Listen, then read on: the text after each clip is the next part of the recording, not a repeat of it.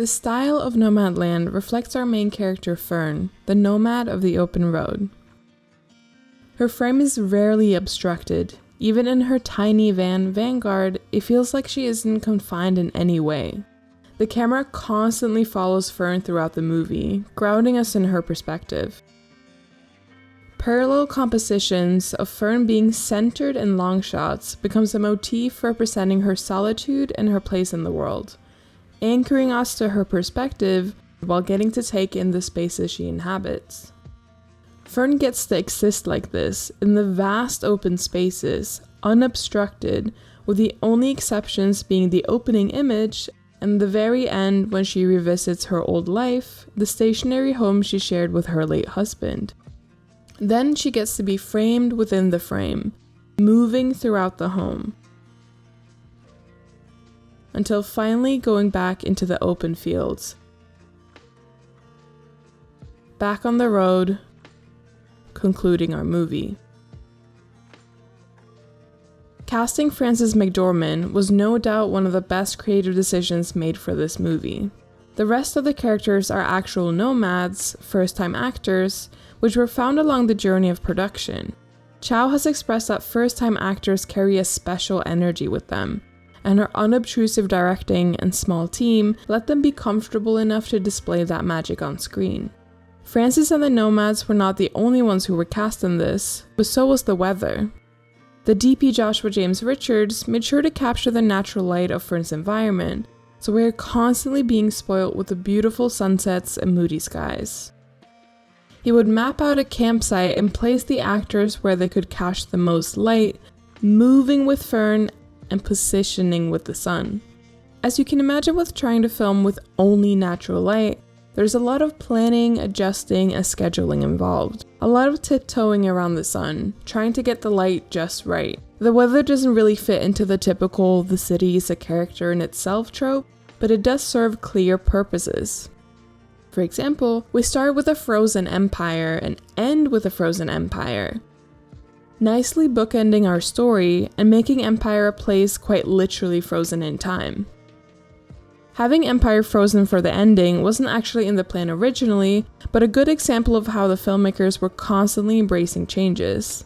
Although staying flexible can be tricky on a smaller budget, they managed to let the story lead the movie, which resulted in the beautiful and unique movie we know today.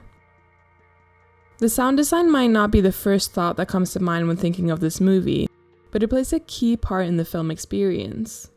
Although minimal, the soundscape is intensely immersive. Like Chloe Chow said herself, "We want the sound to make the audience lean in instead of bombarding them." And so they create such a soundscape that feels immersive, yet not overpowering. So you're able to just go into it. I also think the subtlety of the sound especially contributes to the shock factor of the midpoint when Dave breaks Fern's plates. Where do you want this? Not only because we know the plates are loaded with emotional value, but because we are hearing something loud for the first time. The main standout to me about this movie are the constant repetition of shots, making the story feel cyclical. These repetitions serve to play on the contrast of their complementary image. The people Fern meets along the way is a large part of the spirit of this movie, and so is Fern's seclusion. The contrasts demonstrate Fern's life of interloping phases of companionship and solitude, often using the motif of an empty chair, where the people in her life are missing, or even where she is missing. There is even the repeat of the same green chair that was gifted to Fern from Swanky.